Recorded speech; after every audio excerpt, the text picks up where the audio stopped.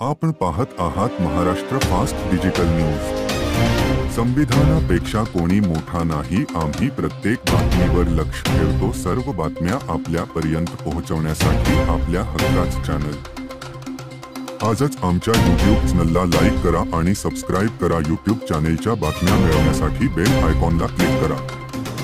कालही म्हणालो होतो की शेवटी जे काम दिलं जाईल ते मला केलं पाहिजे आणि जे काम मिळणार ते निश्चितपणे प्रामाणिकपणे आणि आवडीने केलं जाणार। दोन मोठे विषय सहकार आणि नागरी उड्डाण। खरं तर एक मोठी मला असं वाटतं की एक संधी माझ्यासारख्या कार्यकर्त्याला माननीय अमित भाईंच्या नेतृत्वाखाली सहकार खात्यामध्ये मला काम करायची संधी मिळते। माझ्यासाठी तोच एक मोठा खूप आनंदाचा क्षण आहे जे आता मला समजलं। त्यामुळे मुळात मी येतो महाराष्ट्रातून आणि महाराष्ट्रामध्येच सहकाराचं मोठं जाळं आहे। सहकाराकडनं समृद्धीकडे आपण म्हणतो आणि म्हणून मला असं वाटतं की महाराष्ट्रात संपूर्ण देशामध्ये समाजातल्या शेवटच्या माणसापर्यंत पोहोचण्याचं माध्यम म्हणजे सहकार आहे आणि मग या माणसाचा उद्धार करणं त्याचं जीवन सुकर करण्यासाठी म्हणून सहकाराचं माध्यम हे खूप मोठं प्रभावी माध्यम आहे आणि यासाठी मला काम करायला मिळतं आहे। मी निश्चितपणे त्याच्यामध्ये माननीय अमित भाईंच्या नेतृत्वाखाली मार्गदर्शनाखाली मी चांगलं काम करीन असा मला विश्वास वाटतो। शिवाय नागरी उड्डाण खातं याच्यामध्ये सुद्धा खूप काम करण्यासाठी स्कोप आहे। आमचे नायडूजी त्याचे कॅबिनेट मिनिस्टर आहेत। मला त्यांच्यासोबतही काम करायला मिळणार आहे आणि त्यामुळे एकूणच पुणे असेल महाराष्ट्र असेल देशातल्या आपण पाहिलं मागच्या काळामध्ये माननीय मोदीजींनी देशातल्या विमानतळांच्या संदर्भातले इतके विमानतळ नव्यानं झाली किती चांगल्या पद्धतीनं या देशातली विमानतळ झाली। विमानसेवा अत्यंत चांगल्या पद्धतीनं वाढली।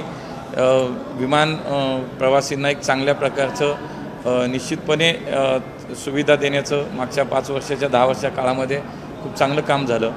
विशेषतः याच्यामध्ये नवी मुंबईमध्ये होणारं विमानतळ, पुरंदरमध्ये आंतरराष्ट्रीय होत असलेलं विमानतळ, पुण्याचं विमानतळ याच्यावरती मला वाटतं आता निश्चितपणे खूप चांगलं काम मला या निमित्तानं करता येईल। सहकार खातं हे महाराष्ट्राचे जोडायचं एक शेतकऱ्यांचे संबंध येतो।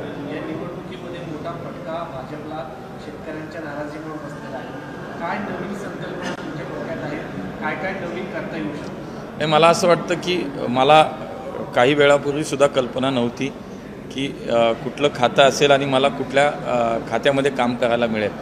पण आता जस्ट माझ्यासमोर आहे की सहकारमध्ये मला काम करायला संधी मिळाली। मुळातच एक शेतकरी आहे, शेतकऱ्याचा मुलगा आहे आणि त्यामुळे शेती असेल सहकार या सगळ्या याच्यामध्ये एक निश्चितपणे माझ्यासारख्याला त्याची चांगली माहिती आहे आणि मला खूप काही अभ्यास करायचा आहे, शिकायचा आणि त्याच्यातून मला देशातल्या शेतकऱ्यांसाठी देशातल्या सर्वसामान्य माणसासाठी सहकाराच्या माध्यमातून एक समृद्ध जीवन समृद्धीकडे समाज नेण्यासाठी मला असं वाटतं खूप काम करण्याची संधी आहे। एक प्रश्न हा आहे कारण सहकार म्हणतो की काँग्रेस राष्ट्रवादीचे आत्तापर्यंत जे बडे नेते समोर उभं राहतात त्यांच्याकडे सहकाराचे बालेकिल्ले म्हणून पाहिजे जातं, कारखानदारी त्यांच्याकडे आहे, बऱ्यापैकी तुमच्याकडेही आलेलं आहे। पण मला असं वाटतं आता ते चित्र पहिल्यासारखं नाही राहिलं।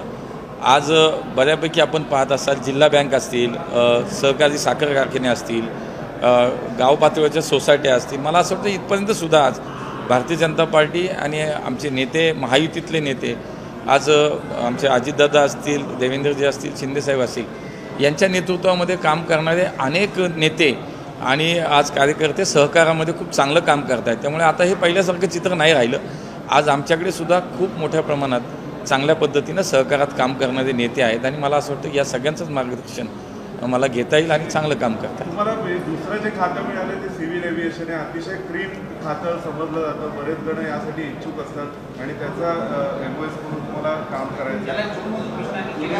3 महिन्यापासून बघितलंय सिव्हिल एव्हिएशन विमानांमध्ये अनेक अडचणी आलेल्या आहेत, अनेक ठिकाणी घटना घडलेल्या आहेत, लोक विमानतळावरती बसून जेवलेले आहेत। या अनेक तक्रारी कशा दूर करणार, काय तुमची कल्पना आहे? मला असं वाटतं की आता एखादं काम हातामध्ये घेतलंय, काम करायला मिळाले तर सुरुवातीला तेच केलं जाणार की त्याच्यामध्ये नेमक्या या मध्ये काम करताना काय नेमक्या अडचणी आहेत, काय सुविधा करण्यासारख्या आहेत, काय या देशाच्या भविष्यामध्ये पुढच्या काळामध्ये नागरी उड्डाण म्हणून या खात्यामधनं काय करण्यासारखं या सगळ्यावरती काम करायचं आहे। मला असं वाटतं की आज जस्ट आत्ता मला ती जबाबदारी मिळते आहे, अजून त्याच्यावरती आपल्याला काम करायचं आहे। मी याच्यानंतर पुढच्या काही काळामध्ये